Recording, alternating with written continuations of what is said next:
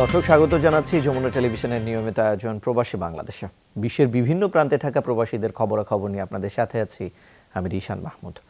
দক্ষিণ আফ্রিকায় চাকরির পাশাপাশি ব্যবসা বাণিজ্যেও সফলতা পাচ্ছেন বাংলাদেশিরা। দেশটিতে অনেকেই গড়ে তুলেছেন কৃষি ও পশু পাখির খামার। ফেনীর রিয়াজউদ্দিন রনির গরু ছাগল এবং হাঁস মুরগির খামার দক্ষিণ আফ্রিকায় ক্রমেই জনপ্রিয় হয়ে উঠেছে। দূর দূরান্ত থেকে অনেকেই ভিড় করেন তার এই খামারে। দক্ষিণ আফ্রিকা থেকে সহকর্মী নুরুল আলমের প্রতিবেদনে বিস্তারিত। সামনেই ঈদুল আজহা, আর তাই খামার মালিক দক্ষিণ আফ্রিকা প্রবাসী রিয়াজউদ্দিন রনির কর্মব্যস্ততা বেড়েছে বহুগুণ। এ সময় মূলত গরু ছাগলের চাহিদাই বেশি থাকে, পাশাপাশি বিক্রি হয় হাঁস মুরগিও। জোহানেসবার্গ থেকে 60 কিলোমিটার দূরে স্প্রিং শহরে পশু পাখির বিশাল এই খামার গড়ে তুলেছেন ফেনীর যুবক রিয়াজউদ্দিন রনি। পেয়েছেন ব্যাপক সফলতা, ক্রমে বাড়ছে তার খামারের পরিধি। এখানে সাউথ আফ্রিকা আমারও গ্রোসারি দোকান ছিল, যাক বা ওখানে বা মন টিকে নেয় বা ওরকম ব্যবসা হয় নাই। তো এই জন্য আসলে আমি মন থেকে আগ্রহ দেখছি না, দেখি আমি ফার্মিং ব্যবসাটা করে দেখি কি। তো দেখলাম যাক এটার ভিতরে ভালো একটা বেনিফিট আছে। অবশ্য 2014 সালে দেশটিতে পাড়ি জমানো রনির শুরুটা হয় সুপারমার্কেটে চাকরি দিয়ে। 2 বছর পর জমি লিজ নিয়ে শুরু করেন খামার। বর্তমানে তার খামারে কাজ করেন অন্তত 25 জন কর্মী। দেশটির বিভিন্ন শহর থেকে ক্রেতারা ভিড় জমান রনির খামারে। বোচারি যে দোকানটা আছে আর কি, ওটার জন্য আমরা প্রতি সপ্তাহে 4-5টা গরু এখান থেকে কিনি রনি ভাই থেকে। মোটামুটি গরু চয়েসফুল বা প্রাইসও আমাদের জন্য গুড প্রাইস। রনির ফার্মে আসছিলাম গরু দেখার জন্য। কোরবান সামনে তো কোরবান চলে আসছে, এখন গরু দেখার জন্য আসছি। গত 3 বছরও আমি এর কাছ থেকে গরু নিয়ে নিয়েছিলাম। এই গ্রামীণ পরিবেশে আমাদের দেশীয় আবহাওয়ায় মূলত আমরা এখানে কুরবানি করতে পারি। রনির দাবি, কৃষি ও পশুপালনে বেশ সম্ভাবনা রয়েছে দক্ষিণ আফ্রিকায়। অন্য প্রবাসীদের এ খাতে বিনিয়োগের আহ্বান তার। যদি করতে পারে ওয়েলকাম। এটা ব্যবসাটা ভালো ব্যবসা, তবে এটা একটু, আমরা তো জানি সাউথ আফ্রিকা ক্রাইমটা একটু বেশি। তো এখানে যারা বড় বড় ফার্ম, ওদের কাছ থেকে গরুগুলো চুরি করে নিয়ে যায়। তো আসলে আমাদের এখানে সেফটি যে ইম্পর্টেন্ট, যদি সেফটি জায়গা থাকে তাহলে করতে পারেন, তবে এটার গুডউইল ভালো। কোরবানি উপলক্ষে গরু ছাগলের উপর বিশেষ ছাড়ও দিয়েছেন এই ব্যবসায়ী। নুরুল আলম, যমুনা নিউজ, দক্ষিণ আফ্রিকা। মালয়েশিয়ায় কর্মী নিয়োগে বাংলাদেশ হাইকমিশনে প্রতিশ্রুতিপত্র জমা দিতে হবে দেশটির নিয়োগকর্তাদের। শুক্রবার হাইকমিশনের লেবার মিনিস্টার নাজমুস সাদাত সেলিম স্বাক্ষরিত এক নোটিশে এই কথা জানানো হয়েছে।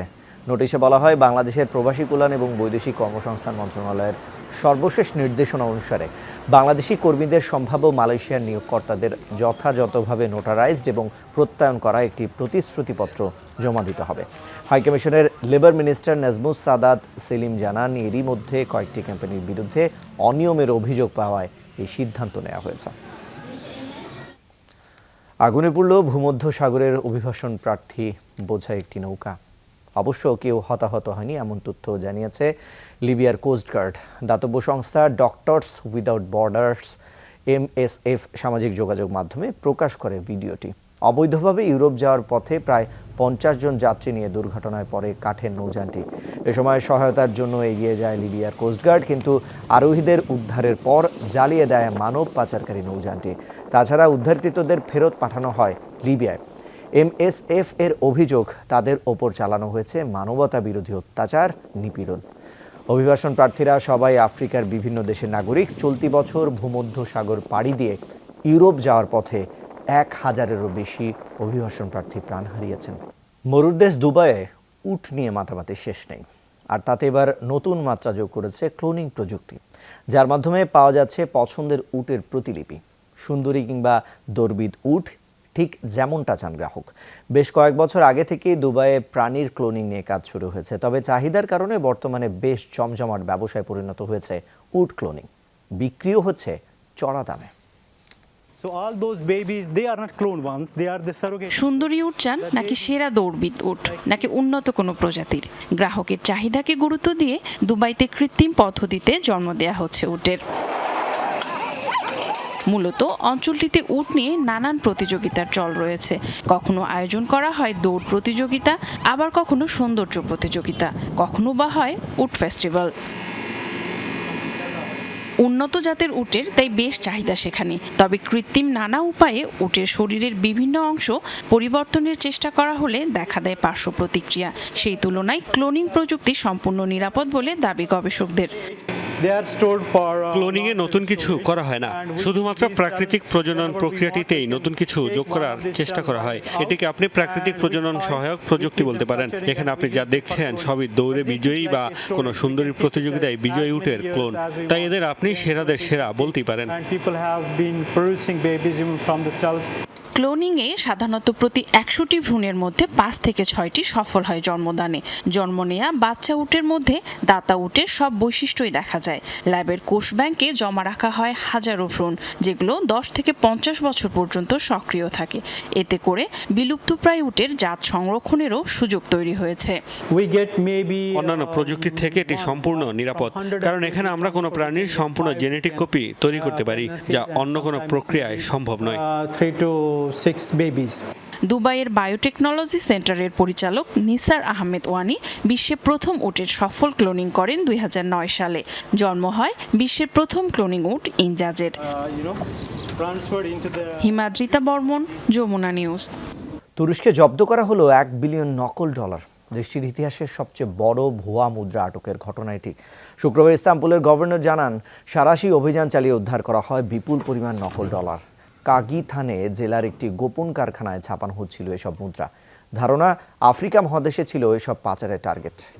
সেনাবাহিনীর তৎপরতায় ঘটনাস্থল থেকে 6 ব্যক্তিকে গ্রেফতার করা হয়েছে, যাদের মধ্যে রয়েছে ঘানার এক নাগরিক এবং সুইডেনের 3 জন। তারা সবাই আন্তর্জাতিক অপরাধী চক্রের সদস্য।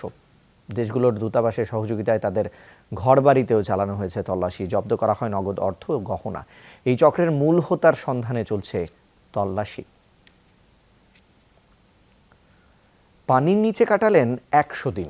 শুক্রবার বিশ্ব রেকর্ড গড়েন ফ্লোরিডার বিশ্ববিদ্যালয়ের অধ্যাপক ও গবেষক ডক্টর জোসেফ দিতুরি। তার গবেষণায় মূল উদ্দেশ্যই ছিল চিকিৎসা শাস্ত্র এবং জলজ গবেষণাকে সংযুক্ত করা। মানুষ প্রতিকূল পরিবেশে কতদিন থাকতে পারে সেটা দেখাই ছিল তার উদ্দেশ্য। করতালির মাধ্যমে স্বাভাবিক জীবনে স্বাগত জানানো হলো ফ্লোরিডা বিশ্ববিদ্যালয়ের অধ্যাপক জোসেফ দিতুরিকে। 55 বছর বয়সী এই মার্কিন গবেষক পানির নিচে কাটিয়ে দিয়েছেন 100 দিন। দীর্ঘ সময় সূর্যের আলো না পাওয়ায় পরিবর্তিত হয়েছে শুধু ত্বকের রং, নতুবা তেমন কোনো শারীরিক সমস্যা খুঁজে পাননি চিকিৎসকরা। মূলত প্রতিকূল পরিবেশে মানবজাতি কতটা সময় টিকে থাকতে পারে, এটাই ছিল দিতুরির গবেষণার বিষয়। 100 দিন পর পানির উপর উঠে এসে সবচেয়ে উপভোগ করছি সূর্যের তাপ, এমন রেকর্ড কখনো হয়নি। এটা অনেকটা সীমানা অতিক্রমের মতো বিষয়। এই গবেষণার মাধ্যমে পানির তলায় মানুষের সহনশীলতার মাত্রা পরীক্ষা করে দেখা হয়েছে। বিচ্ছিন্ন সীমাবদ্ধতা আর প্রতিকূল পরিবেশে কিভাবে টিকে থাকা সম্ভব সেই বিষয়গুলো উঠে এসেছে। শুধু জল আর জীবজগৎ নিয়ে গবেষণা করে বেড়াননি দিতুরি। কি লার্গো হ্রদের নিচে ছিল তার 100 বর্গ ফুটের একটি বাংকার। পানির 30 ফুট গভীরে থাকা বাংকারে ছিল শোবার আর বসার আলাদা 2টি ঘর। ছোট্ট রান্নার জায়গায় সারতেন নিয়মিত খাবারের আয়োজন। এমনকি মেডিকেল টিম এবং শিক্ষার্থীরা মাঝে মাঝে তার সাথে দেখাও করতেন। এই অভিযানের সবচেয়ে আনন্দময় অংশ ছিল অন্তত 5000 শিক্ষার্থীর সাথে যোগাযোগ। সামুদ্রিক পরিবেশের সংরক্ষণ, সুরক্ষা এবং সেগুলোর পুনরুজ্জীবনের ব্যাপারে নবীন প্রজন্মকে জানানো গেছে অনেক তথ্য।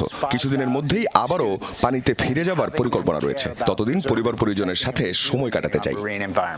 2014 সালে টেনেসি বিশ্ববিদ্যালয়ের 2 গবেষক নিয়েছিলেন একই উদ্যোগ। টানা 73 দিন তারা ছিলেন পানির তলায়। মৌলি ইসলাম, যমুনা নিউজ। দর্শক, এই ছিল প্রবাসে বাংলাদেশে। এতক্ষণ সাথে থাকার জন্য সবাইকে ধন্যবাদ।